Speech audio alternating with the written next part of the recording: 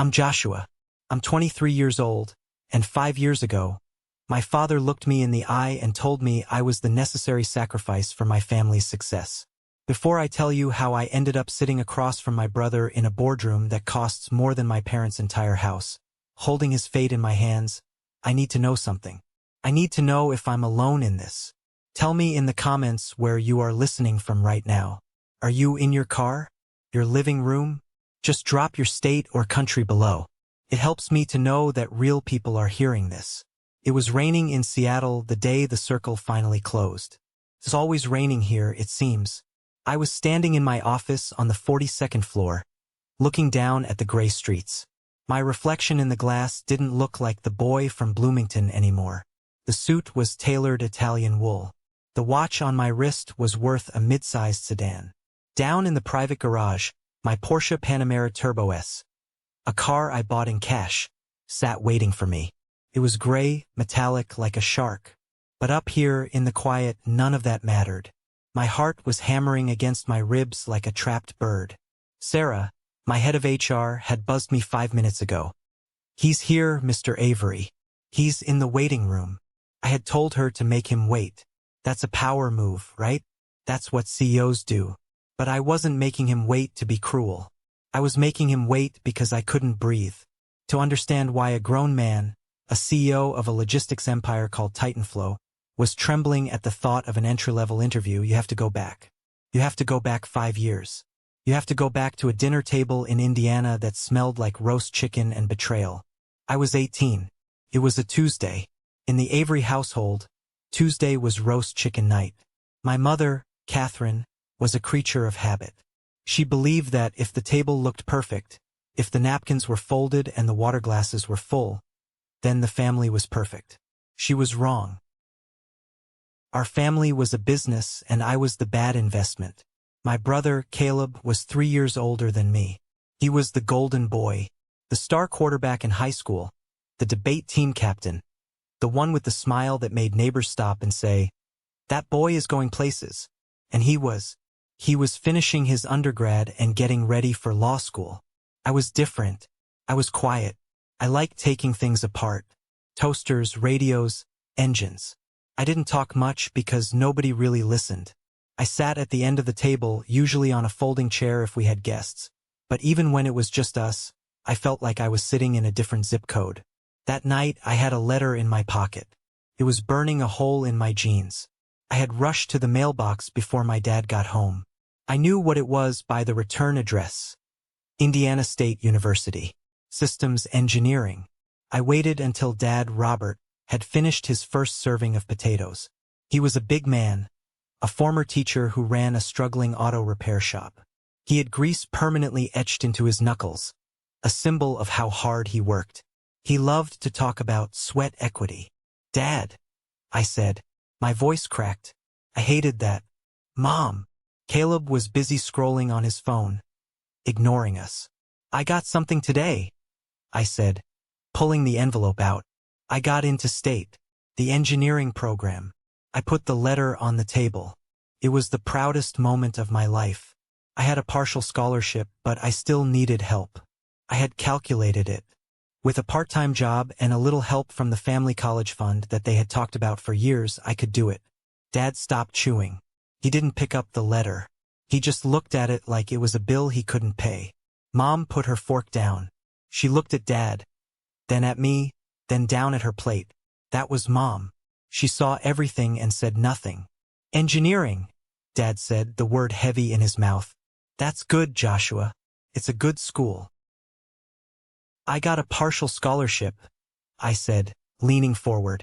"It covers tuition for the first year, but I'll need help with room and board, and the rest of the fees." I did the math. "If we use the fund." Dad cut me off. He wiped his mouth with a napkin, a slow, deliberate motion that made my stomach turn. "There is no fund, Josh." The room went silent. The only sound was the rain hitting the window. "What?" I asked. "The college fund," Dad said, his voice flat, matter-of-fact. "It's allocated. Caleb got into Georgetown Law. Do you have any idea what that costs?" I looked at Caleb. He finally looked up from his phone. He didn't look surprised. He looked bored. But, I stammered. But that fund was for both of us. You said. Plans change, Dad said. He took a sip of water. We have to be realistic. Caleb is going to be a lawyer. That's a career. That's a future. He's going to lift this family up. We need to invest where the return is guaranteed. Invest. Return. He was talking about his sons like we were stocks. Caleb was Apple.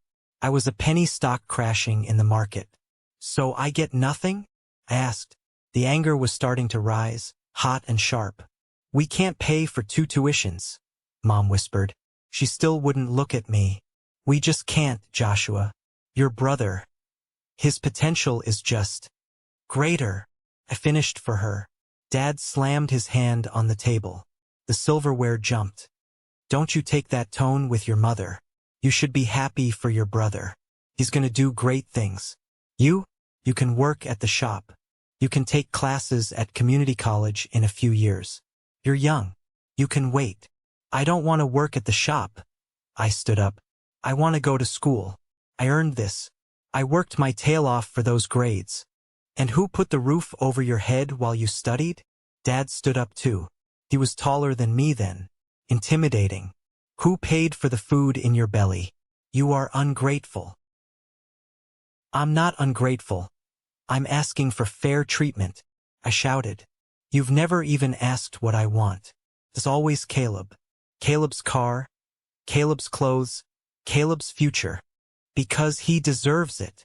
Dad roared. The truth finally came out. It hung in the air, ugly and naked. He deserves the future, Joshua. You're adequate. But we don't bet the farm on adequate. I looked at Caleb. Are you going to let him do this? You know this isn't right. Caleb shrugged. He actually shrugged. It's law school, Josh. It's a big deal. Don't be selfish. Selfish. Something inside me snapped. I didn't scream. I just looked at them. If I'm not worth investing in, then I guess I'm not worth feeding either. If you don't like the rules, Dad pointed to the door, you can leave. Tonight. You want to be a man? Go be a man. Go see how far fair gets you in the real world. He was bluffing. He had to be. Parents don't kick their kids out for getting into college. Fine, I said. I walked to my room. I packed a duffel bag. A few shirts, jeans, my laptop, the letter from Indiana State. My hands were shaking so bad I could barely zip the bag. I kept waiting for the door to open. I kept waiting for Mom to come in and say, "Stop. This is crazy." Nobody came. I walked back out to the living room. Dad was sitting in his recliner watching the news. Mom was in the kitchen, aggressively scrubbing a pot. Caleb was gone. Probably in his room, texting his girlfriend about his acceptance letter. I'm leaving, I said. Dad didn't look away from the TV. Leave the key on the table. I felt like I'd been punched in the gut. I put my house key on the side table. It made a small metal clink. That sound haunts me. It was the sound of my childhood ending. I opened the front door. The rain was coming down in sheets now. A real Indiana storm. Joshua, Mom's voice. I turned around, hope flaring up in my chest. She was standing there, wiping her hands on a dish towel. Her eyes were red. She walked over to me, but she didn't hug me. She reached into her apron pocket and pulled out a bill. A $20 bill. Wrinkled. Worn. She shoved it into my hand. Be independent, she whispered. Prove him wrong. She wasn't giving me money to survive. She was paying me to go away so she didn't have to deal with the conflict. She was buying her peace of mind for $20. That's it. I looked at the bill. That's what I'm worth? She stepped back and closed the door. I stood on the porch. The porch light flickered and died, leaving me in the dark. I looked at the window to the living room. I saw Caleb standing there, holding the curtain back. He was watching me. I waited for him to wave. To mouth, "I'm sorry." To do anything. He just let the curtain fall back into place. I walked down the driveway, the rain soaking through my hoodie in seconds. I had no car, no plan, $20 in my pocket. and a family that had just fired me from their lives. The first hour wasn't bad. Adrenaline is a powerful drug. I walked with purpose, fueled by anger. I'll show them, I thought. I'll become a millionaire. I'll come back and buy the whole town. But adrenaline fades. The cold does not. Bloomington at night, in the rain, is a different planet than the one you see from a car window. The sidewalks were slick. The streetlights reflected on the puddles like oil. By the time I reached the bus station downtown, my shoes were squishing with every step. The station was closed.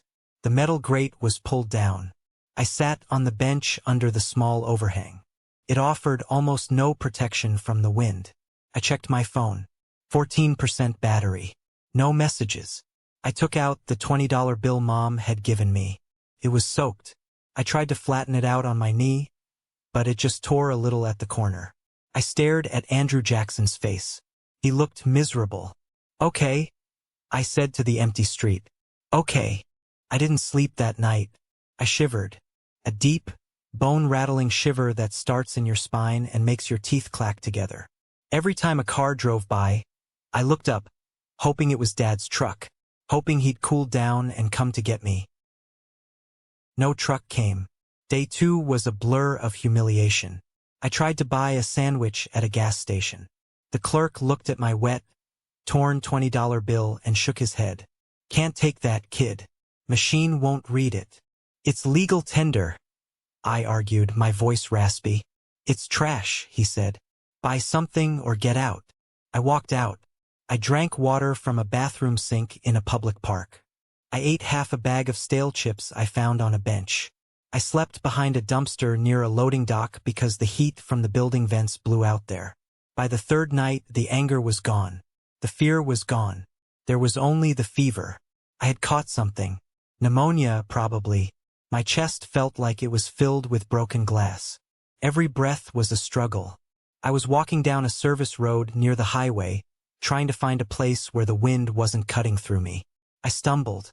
My knees hit the gravel. I didn't have the strength to get up. I lay there, cheek against the wet asphalt. The rain felt warmer now. That was a bad sign. I knew that much from biology class. Hypothermia makes you feel warm before you die. I closed my eyes. I thought about the roast chicken. I thought about the way the house smelled like lemon cleaner. So this is it, I thought. Dad was right. I'm not realistic. Then a sound. Not thunder. The hiss of air brakes. Lights flooded over me, blindingly white. A massive semi-truck had pulled over onto the shoulder. I heard a door slam. Heavy boots crunching on gravel. Hey! A voice. Rough like sandpaper. Kid. You alive? I tried to speak, but all that came out was a wheeze. Strong hands grabbed my shoulders. A face appeared above me. An older man, beard gray as steel, eyes hidden under a baseball cap. He smelled like diesel and stale coffee. He didn't ask if I was okay. He didn't ask where my parents were. He put a hand on my forehead and swore. You're burning up. Come on. He lifted me. I was dead weight, but he carried me like a sack of flour. He threw me into the passenger seat of his cab. The heat blasted me instantly. It hurt, actually. The thaw was painful. Drink this. He handed me a thermos. It was warm tea, sugary and strong. I don't have money, I whispered. I have a ripped 20. The man laughed. It was a dry, barking sound. Did I ask for a fare? He drove. I drifted in and out of consciousness. I learned his name was Wyatt. He drove long haul for a freight company. He talked to keep me awake. You don't sleep, kid. You sleep, you don't wake up. Listen to me. My transmission is acting up on third gear. You know anything about transmissions? Synchronizers, I mumbled. Worn out. Yeah, maybe. He pulled into an urgent care center 2 towns over. He carried me in. The nurses rushed over. Found him on the side of I-69, Wyatt told them. Fix him. I remember the needle in my arm. I remember the warmth of the blankets. And then darkness. When I woke up, the room was white. Beeping machines. I looked at my wrist. There was a plastic bracelet. It didn't have my name. It read, Unknown male. I stared at it. I wasn't Joshua Avery anymore. I wasn't a son. I wasn't a brother. I was nobody. Just a body found on the road. A nurse walked in. She smiled when she saw I was awake. "You're a lucky young man," she said. "Your friend left. Wyatt. He had a delivery schedule. He said he couldn't wait." She reached into her pocket. "He left this for you. And this jacket." She placed a heavy, flannel-lined denim jacket on the chair. And on the bedside table, she placed a crisp, new $20 bill. "He said to tell you." The nurse hesitated. Her eyes got a little misty. "He said to tell you that you need it more than his son does." "His son? His son died 10 years ago," she said softly. "Runaway. Overdose. He never found him in time. He told me finding you. It was like a second chance he never got." I picked up the $20. I squeezed it until my knuckles turned white. I looked at the unknown male bracelet. I grabbed a pair of scissors from the tray next to the bed and cut it off. I wasn't going to be unknown. I wasn't going to be a ghost that haunted a truck driver. I put on Wyatt's jacket. It was too big, but it felt like armor. "Where do I go?" I asked the nurse. "I have nowhere." She wrote down an address. "Haven House. It's a shelter. Ask for Mrs. Higgins. Tell her I sent you. But listen to me." She leaned in. "They kick you out at 8 a.m. every day. You have to hustle. Can you hustle?" I thought about Dad calling me adequate. I thought about Caleb watching from the window. "Yes," I said. "I can hustle." Haven House smelled like bleach and boiled cabbage. It was a concrete building on the edge of the industrial district. Mrs. Higgins was a woman shaped like a fire hydrant, short and solid, with eyes that could spot a lie from across the room. "Rule 1, she said, tapping a clipboard. "Curfew is 9 p.m. Door locks. You're out, you're out. Rule 2, no drugs, no booze. Rule 3, you get one bed, one locker. You keep it clean. This isn't a hotel, and I'm not your maid." "Understood," I said. "You've got 30 days, she added. "After that, you need to show proof of employment or you lose the bed. We have a wait list." 30 days. I started walking. I went to every shop, every garage, every fast food joint within walking distance. I didn't have a resume. I didn't have a phone number. I just had Wyatt's jacket and a desperate look in my eyes. "No experience. We're not hiring. You look like trouble, kid." Day 4. Day 5. My money was running out. I was buying dollar loaves of bread and eating them plain. On day 6, I walked into Maria's diner. It was a small, greasy spoon with cracked vinyl seats. It was lunchtime and the place was chaos. Dishes were piling up. Customers were yelling for coffee. A woman, Maria, was shouting orders in Spanish and English, looking like she was about to explode. I didn't ask for a job. I saw a tray of dirty dishes on a table that had been sitting there since I walked in. I picked it up. I walked behind the counter, past a stunned waitress, and into the kitchen. I found the sink. I started scrubbing. Maria came in 5 minutes later holding a frying pan. "Hey, who are you? What are you doing?" "You're behind," I said, not stopping. "I'm catching you up." She looked at the stack of clean plates I'd already dried. She looked at the sink. She looked at me. "I can't pay you under the table," she said.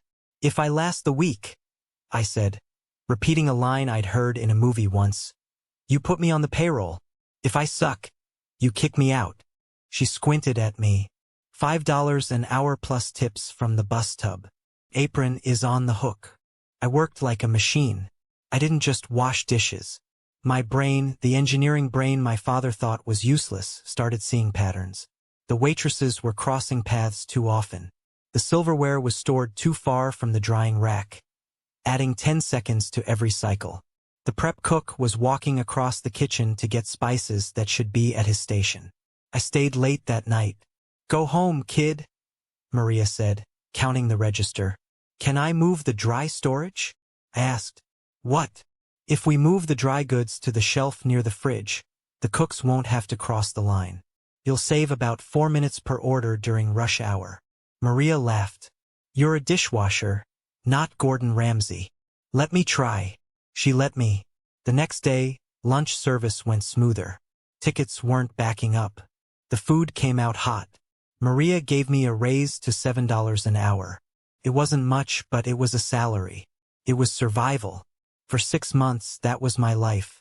Shelter at night, diner by day. I saved every penny. I bought a cheap prepaid phone. I bought a suit from Goodwill. I kept my head down. But I was hungry for more than food. One afternoon, a man in a sharp gray suit sat at the counter. He was on his phone, looking stressed. He had a stack of papers spread out next to his coffee. I don't care what the driver says, he was yelling. The route is inefficient. We're burning fuel sitting in traffic on the I-5 corridor. Figure it out. He hung up and rubbed his temples. I was refilling his coffee. I looked at the papers. It was a logistics map for a freight company. You're routing them through the city center during peak hours, I said. It slipped out. The man looked up. He had piercing blue eyes. Excuse me? Sorry, I said. I see the map. Your drivers are hitting the bottleneck here. I pointed with the coffee pot. If you route them through the secondary bypass, it adds 4 miles to the distance, but the average speed is triple. You save 20 minutes and about 2 gallons of diesel per truck. The man stared at me. Then he looked at the map. He pulled out a pen. Show me. I grabbed a napkin. I drew the bypass. I calculated the fuel load in my head. Also, if you stagger your departure times by 15 minutes, you avoid the queue at the way station. He looked at the napkin. Then he looked at my name tag. Joshua. You're a waiter? I'm a dishwasher who pours coffee, I corrected. I'm Lincoln, he said. I own Everline Freight. How do you know this? I like systems, I said. I see how things flow. Lincoln took a sip of his coffee. What are you doing after your shift? Going back to the shelter, I said. I wasn't ashamed anymore. Lincoln nodded. He pulled a business card out of his wallet. Be at this address at 8 a.m. tomorrow. Wear a tie. I don't have a degree, I said quickly. My dad said. I didn't ask about your dad. I asked if you could be there at 8 a.m. That was the moment. The crack in the wall. I showed up. I started in the dispatch room. I absorbed everything. I learned the software, then I improved it. I stayed until midnight every night. I didn't have a family to go home to, so the office became my home. In 2 years, I was the operations manager. In 3 years, I led a buyout of a smaller competitor. In 4 years, I left Everline to start my own consultancy, Titanflow. I didn't do it for the money, though the money came fast. I did it because every time I optimized a route, every time I saved a client $1 million, I felt a little less unknown. I was building a fortress made of success. So high that the rain from Bloomington couldn't touch me anymore. But you can't outrun your ghosts. 5 years. That's 1,825 days. I sat in my office at Titanflow. The walls were glass. The furniture was minimal and terrifyingly expensive. On the wall behind my desk, I didn't have a diploma. I had a small shadow box frame. Inside it was the plastic hospital bracelet that said, Unknown Male, and the crumpled $20 bill Mom had given me. Every client asked about it. I told them it was modern art. I was reviewing the quarterly projections. We were up 40%. Titanflow was becoming the gold standard in logistics consultancy. I had just closed a deal with Amazon. I looked out the window at the skyline. I was safe. I was powerful. But I was alone. I dated, sure. But I never let anyone close. How do you explain to a girl that your parents fired you? That you don't go home for Thanksgiving? That your inheritance was a $20 bill and a complex? My intercom buzzed. It was Sarah, my HR director. She was a tough woman, former military. Nothing rattled her. Josh, you need to see this resume. I'm busy, Sarah. Just hire the best candidate for the coordinator position. I think you need to see this one personally, she insisted. Her voice was odd, quieter than usual. She walked in and placed a folder on my desk. I opened it. Name, Caleb Avery. Address, Bloomington, Indiana. Education, Georgetown. Law, incomplete. Experience, bartender, retail associate, legal intern, 3 months. The world stopped spinning. Caleb, my brother, the golden boy, the future. I stared at the photo attached to the ID copy. He looked tired. His hairline was receding. There were bags under his eyes. He didn't look like the smug kid in the window anymore. He looked beaten. He's applying for the junior logistics coordinator role, Sarah said softly. It's an entry-level job. $45,000 a year. $45,000. I made that in a week. Does he know? I asked. Does he know I own this company? I don't think so, Sarah said. We rebranded last year, remember? Your name isn't on the logo, and you go by J. Avery on the website. No photo. I leaned back in my chair. My leather chair creaked. Why is he here? I whispered. He's supposed to be a lawyer. He's supposed to be rich. I turned to my computer. I did something unethical. I used my access to premium data brokers, tools we use to vet corporate partners, to look up my own family. The report loaded in seconds. Red text everywhere. Martin and Alana Avery. Foreclosure proceedings initiated on the Bloomington property. Credit score, 520. Caleb Avery, $150,000 in student debt. Judgments for unpaid credit cards. No bar association record. They were drowning. The investment had failed. The guaranteed return had crashed. I felt a surge of... Was it joy? Vindication? No. Felt like acid. It burned. He's in the lobby, Sarah said. He flew in for the open interview day. He's been waiting for 2 hours. I looked at the bracelet on the wall. Unknown male. I looked at the resume. Georgetown Law, incomplete. Bring him up, I said. My voice was cold, even to my own ears. Joshua, Sarah warned. If you're going to kill him, do it outside the office. I don't want the paperwork. I'm not going to kill him. I stood up and buttoned my jacket. I walked over to the window. I'm going to interview him. I watched the rain. I thought about the Porsche downstairs. I thought about the hungry kid sleeping behind the dumpster. Send him in. The door opened. I kept my back to him. I pretended to be looking at a file on the credenza.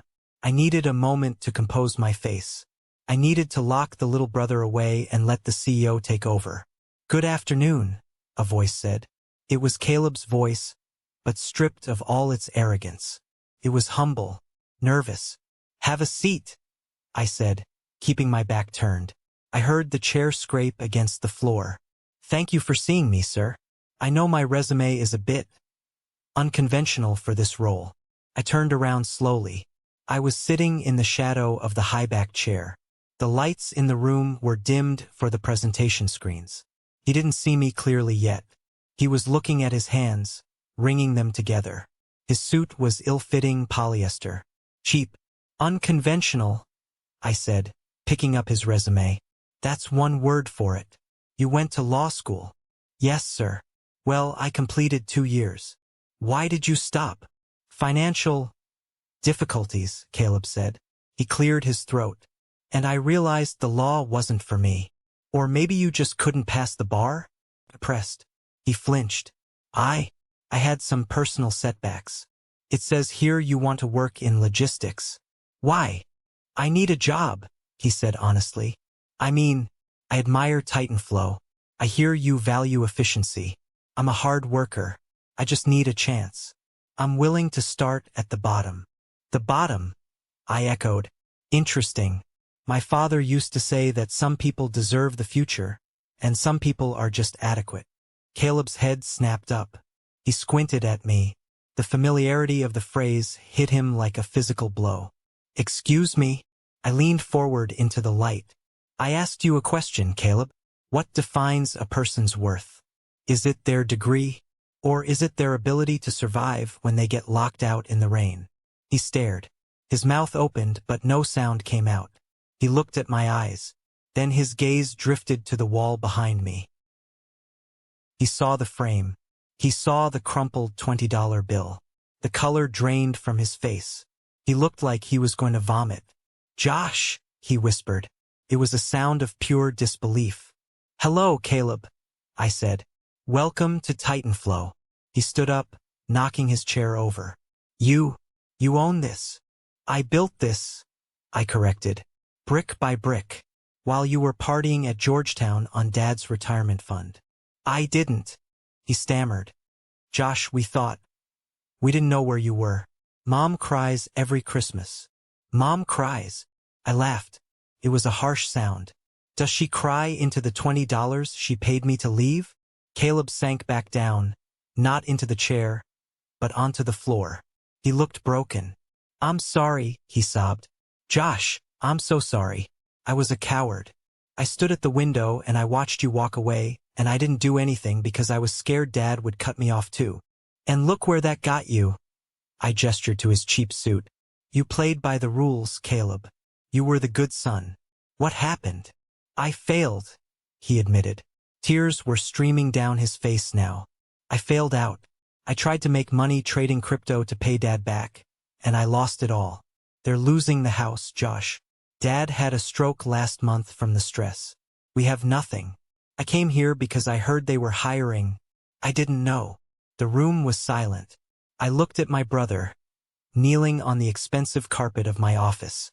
This was the moment I had dreamed of for 5 years. The moment of total victory. I had the power. I had the money. I had the upper hand. I could kick him out. I could call security. I could say, "You're not realistic, Caleb." But looking at him, I didn't feel triumphant. I just felt sad. "Get up," I said. He looked up, wiping his eyes. "Are you going to fire me?" "I haven't hired you yet." I walked over to the shadow box. I took it off the wall. I opened the back and pulled out the bracelet and the bill. I walked over to Caleb and held out the $20. "This is all I had," I said. "This and the clothes on my back. And you know what? It was the best thing Mom ever gave me. Because it taught me that nobody is coming to save me." I placed the bill on the table between us. "You want a job?" I asked. He nodded frantically. "I don't hire brothers," I said. "I hire assets. Can you be an asset?" "I'll do anything. I'll sweep the floors." "Good. Because you're not going to be a coordinator. You're going to start in the warehouse. Loading docks. Night shift. Minimum wage. No special treatment. If you're late once, you're fired. If you tell anyone who I am, you're fired." Caleb looked at me. For the first time in his life, he looked at me with respect. Not love, not pity. Respect. "Thank you," he said. "I won't let you down." "Don't do it for me," I said, turning back to the window. "Do it so you can buy your own damn house." Caleb left the office. He walked out different than he walked in. He had a job. It was a grunt job, a job my father would have sneered at, but it was an honest start. I stood alone in the office. The adrenaline was fading, leaving me exhausted. I looked at the empty spot on the wall where the frame used to be. I had won. But the victory wasn't about seeing Caleb beg. It wasn't about the power trip. The victory was realizing that I didn't hate them anymore. Hate takes energy. Hate binds you to the person you hate. I didn't feel hate. I felt pity. They were trapped in a cage of their own making. A cage of status and expectations. I was free. I had been free since the moment that door clicked shut 5 years ago. I pressed the intercom. "Sarah, is there a body to dispose of?" she asked. "No. He starts Monday. Warehouse B. Put him on the standard onboarding track." "You're a better man than me, boss," she said. "No," I said. "I'm just a businessman. He's cheap labor." I lied. It wasn't about business. It was about closing the loop. That weekend, I got in my Porsche. I drove east. Took me 3 days to get back to Indiana. I didn't go to the house. Couldn't face Dad. I wasn't ready to see him weak, and I certainly wasn't ready to hear him try to justify what he did. I drove to the bus station downtown. It looked exactly the same. The same peeling paint. The same metal bench. It wasn't raining this time. The sun was setting, casting long, golden shadows across the pavement. I sat on the bench. The metal was warm from the sun. I reached into my pocket and pulled out the $20 bill. The same one. I smoothed it out on my knee. "Debt paid," I whispered. I left the bill on the bench. Maybe some other kid would find it. Maybe it would buy them a meal. Or maybe it would be their seed money for an empire. I walked back to my car. As I opened the door, my phone buzzed. It was a text from Caleb. Dad asked where I got the job. I told him I'm working for a guy who knows the value of sweat equity. He said, "Good. Mom says hi. She asked if you're happy." I looked at the text. Then I looked at the sunset reflecting off the hood of my Porsche. I typed back, "Tell her I'm realistic." I tossed the phone onto the passenger seat. I revved the engine. The sound was a deep, guttural roar that echoed off the brick buildings of my hometown. I didn't look back as I drove onto the highway. The rearview mirror showed the town shrinking, smaller and smaller, until it was just a speck on the horizon. I was Joshua Avery. I was the unknown male. I was the CEO. And for the first time in my life, I knew exactly where I was going. The drive back to Bloomington wasn't just a journey across state lines. It was a journey backward through time. When I crossed the heavy steel bridge that marked the town limits, my hands tightened on the leather steering wheel of the Porsche until my knuckles turned white. The car, a machine of precision engineering and ungodly cost, felt alien here. The suspension absorbed the potholes of County Road 9 with ease, but I could feel every single one of them in my chest. I hadn't been back in 5 years. Not for a holiday, not for a funeral, not even for a drive-by. I had treated Bloomington like a quarantine zone, a place where the infection of my past lived, and I was the only survivor who had made it out. The town looked smaller. That's the first thing you notice when you grow up and leave. The geography shrinks. The terrifyingly large high school looked like a cramped brick box. The massive downtown square was just 4 blocks of fading businesses. I rolled slowly down Main Street. The cinema was closed, boarded up with plywood that had grayed in the weather. Maria's diner was still there, though. I saw the neon sign buzzing in the window. I felt a phantom ache in my hands, remembering the hot water and the steel wool, scrubbing plates until my skin was raw. I almost stopped. I almost went inside to order a coffee and leave a $1,000 tip. But I didn't. I wasn't here for a reunion tour. I was here to bury a ghost. I turned onto Oak Street. The streetlights were just flickering on, casting long, orange shadows against the twilight. My heart began to hammer a rhythm against my ribs that no amount of deep breathing could calm. This was it, the physical location of my trauma. I pulled the car over about 3 houses down from number 402. I killed the engine. The silence that rushed into the cabin was deafening. I tinted the windows dark enough that nobody could see in, but I could see out perfectly. There it was, the house. It looked tired. The siding, which I remembered as a crisp, authoritative white, was now a dull, peeling gray. The gutters were clogged with leaves. Dead leaves from last autumn that nobody had bothered to clean. The lawn, which my father used to manicure with the precision of a surgeon, was patchy and overgrown with crabgrass. It was a shock. In my head, my father was a giant, a titan of industry in his own mind, a man who controlled the world with his voice. I expected the house to still look like a fortress. Instead, it looked like a tomb. I sat there for 20 minutes just watching. A light went on in the kitchen. I saw a silhouette move past the window. It was hunched over, slower than I remembered. Then the front door opened. My father, Martin Avery, stepped onto the porch. He was wearing his old work jacket, the one with the grease stain on the pocket that never came out. But he didn't fill it out anymore. He looked shrunken. He walked with a limp I didn't recognize, favoring his left hip. He was carrying a small bag of trash.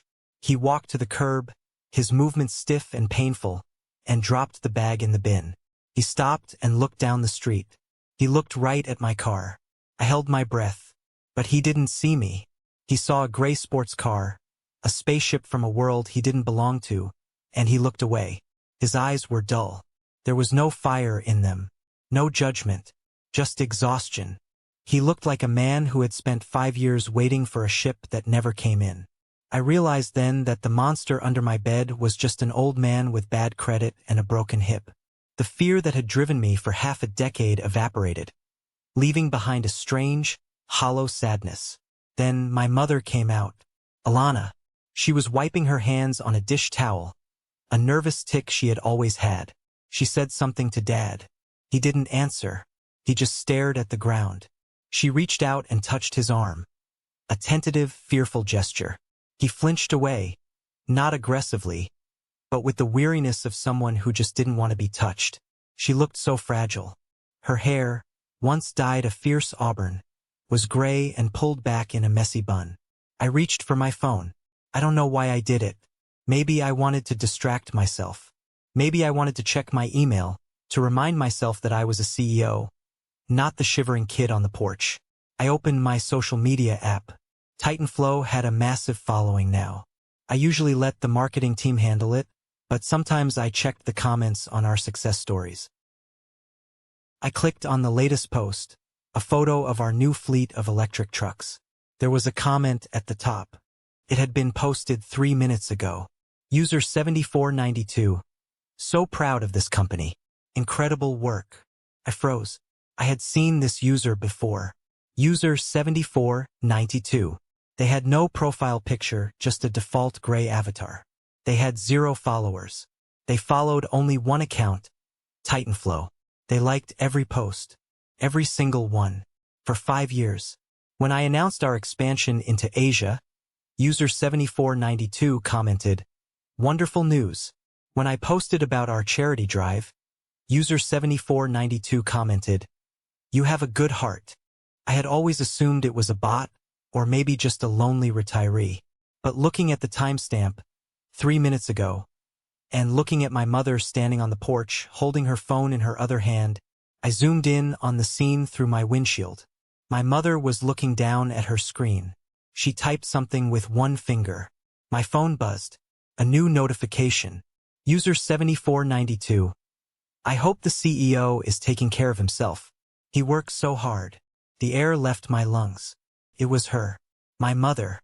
The woman who had handed me a wrinkled $20 bill and closed the door.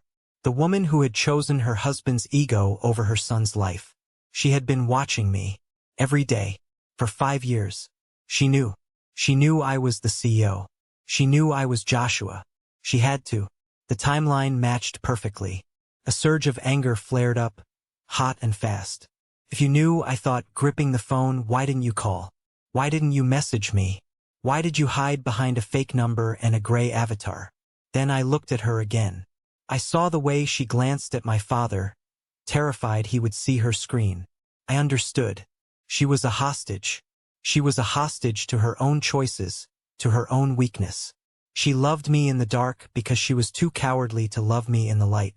She was proud of me, but she was more afraid of him. Silence is complicity, I had told Caleb, and it was. But seeing it now, it looked less like malice and more like tragedy. I could get out of the car. I could walk up that driveway in my $3,000 suit. I could confront them. I could scream, "I'm here. Look at me. I'm the one you threw away." It would be satisfying for about 5 minutes. And then what? Dad would yell. Or worse, he would beg. Mom would cry. They would ask for money. They would try to pull me back into their drowning ship. They would want to know about Caleb. They would want to know about the inheritance they felt they were owed. I looked at the user 7492 comment again. I hope the CEO is taking care of himself. I tapped the reply button. My thumb hovered over the screen. I typed, "He is. He's doing just fine." I watched my mother. She read the notification. Her hand flew to her mouth. She looked up, scanning the street. Her eyes passed over my tinted windows again. She didn't know it was me in the car, but she knew the message was for her. She lowered the phone and smiled. It was a sad, broken little smile, but it was real. That was enough. I put the car in gear. I didn't want a reunion. I didn't want their apologies. Apologies are just words, and words are cheap. Action is the only currency that matters. I pulled up my banking app. I had the account information for their mortgage holder. I had found it in the detailed credit report I ran on Caleb. The bank was initiating foreclosure in 30 days. They owed $142,000. To me, that was the revenue from a single mid-sized contract. To them, it was the end of the world. I could let them lose the house. It would be poetic justice. The golden child gambled it away, and the failure let it burn. But I remembered the lesson I learned at the diner. Systems over sentiment. If they lost the house, they would move in with Caleb. Caleb, who was currently working for minimum wage in my warehouse, trying to build a life. If I let them fall, they would crush him. And if they crushed him, I lost a good employee. I tapped transfer. Amount, $142,000 recipient. Bloomington First National Mortgage Servicing. Memo paid in full. Anonymous. I watched the processing wheel spin. Then the green check mark. I didn't do it for them. I did it so I never had to think about them again. I bought their safety so I could buy my freedom. It was a severance package. I released the parking brake. The Porsche purred to life. A low rumble that vibrated through the floorboards. I drove away slowly. I didn't look in the rearview mirror. I didn't need to. I knew exactly what was behind me. A house that was no longer a home, and two people who were no longer my parents, just characters in my origin story. I turned the corner, heading toward the one place in this town that actually mattered. The bus station hadn't changed.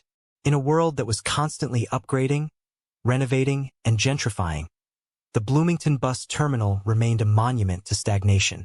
The same fluorescent light was flickering overhead, buzzing like a trapped insect. The same smell of diesel and stale urine hung in the air.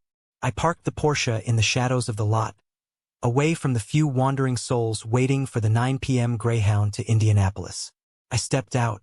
The air was cool, but it wasn't raining. The sky was a bruised purple, fading into the black of night. I walked to the bench. The bench. The metal was cold against my hand. I ran my fingers along the edge. I remembered the exact texture of the rust. I remembered how hard the seat was against my spine when I tried to curl up and sleep. I remembered the despair that had felt heavy as lead in my stomach. I sat down. I was wearing a suit that cost more than my father made in 3 months. I had a phone in my pocket that could command a global logistics network. But sitting there, I felt the phantom weight of that wet hoodie. I closed my eyes and let the memory wash over me. The fear, the hunger, the feeling of being discarded like trash. "You made it," I whispered to the ghost of the 18-year-old boy sitting next to me. "You didn't die. You didn't break." I reached into my inner jacket pocket. I pulled out the bill. The $20. It was crisp now, preserved in the frame for so long, but the creases were still there. The deep folds where I had clenched it in my fist. I looked at it one last time. For years, this piece of paper had been my fuel. It was a symbol of everything I lacked, everything I was denied. It was my chip on the shoulder. But a chip on the shoulder is a heavy thing to carry uphill. And I was at the top of the mountain now. I didn't need the weight anymore. I placed the bill on the bench. I weighed it down with a small, smooth stone I found near the curb, so the wind wouldn't blow it away. It wasn't a lot of money, but it was a seed. Maybe someone would find it. Maybe a kid running away from home. Maybe a mother trying to buy a ticket to a safe place. Maybe a junkie needing a fix. It didn't matter. It wasn't mine anymore. "Debt paid," I said aloud. The words felt like a spell breaking. I stood up and walked back to the car. I felt lighter, physically lighter. I sat in the driver's seat, but before I started the engine, I made one phone call. I scrolled past the business contacts, past the lawyers, past the investors. I found a number saved simply as Wyatt. I hit dial. It rang 4 times. I was about to hang up, thinking he was on the road, when the line clicked. "Yeah." The voice was raspy, older, but unmistakable. "Wyatt," I said. "It's Joshua." There was a pause. A long silence filled with the static of a poor connection. "Joshua." Wyatt's voice softened. "The kid from I-69? Yeah, the kid from I-69.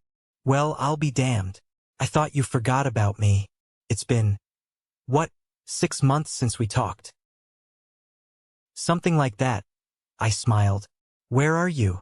Stopped at a diner in Ohio. Hauling steel to Pittsburgh. How are you, kid? You eating? I'm eating, I said. I'm eating good, Wyatt. Listen, I'm in Bloomington. The hell you doing back there? You looking for trouble? No. I was looking for closure. I found it. Good. Wyatt grunted. Closure is good. Better than a swift kick in the teeth. Wyatt. I hesitated. I just wanted to say thank you. For the jacket. For the 20. For stopping. Don't get mushy on me, kid. I'm serious. I just left the 20 on the bench where it all started. I passed it on.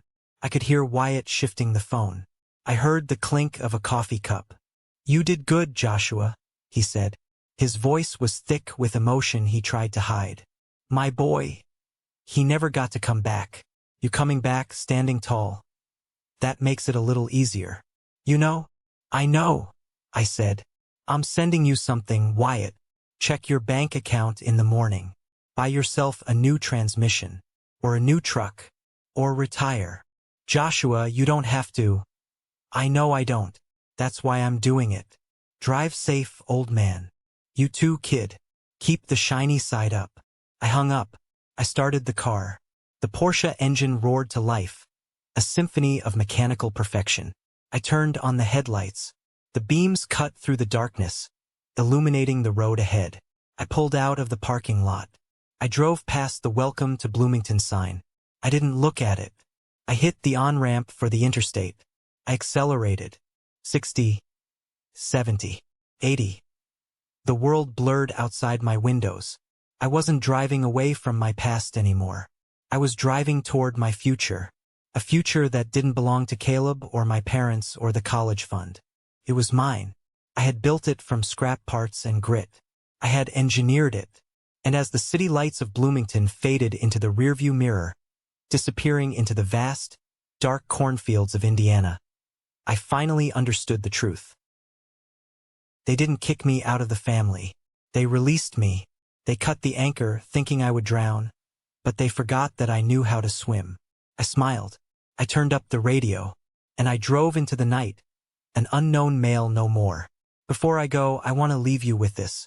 We grow up thinking that our value is determined by the people who raised us. We think that if our parents don't believe in us, if our family doesn't support us, then we are broken.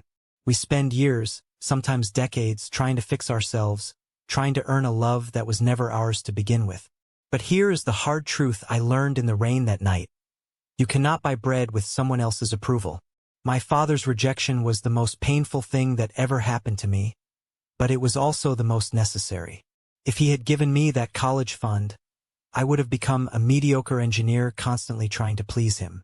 By kicking me out, he gave me the gift of desperation. He forced me to find my own spine.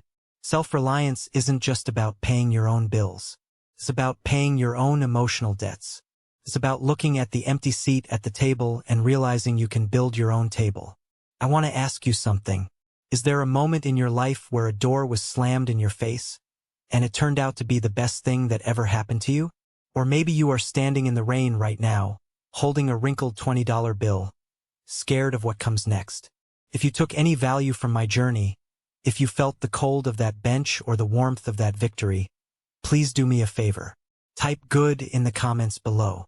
It's a small word, but it tells me that we are connected. It tells me that you understand that sometimes you have to lose your family to find yourself. I'm Joshua Avery. I started with nothing but an unknown bracelet and a refusal to quit. And if I can make it, so can you. Keep building, keep driving, and never let anyone else hold the pen to your story.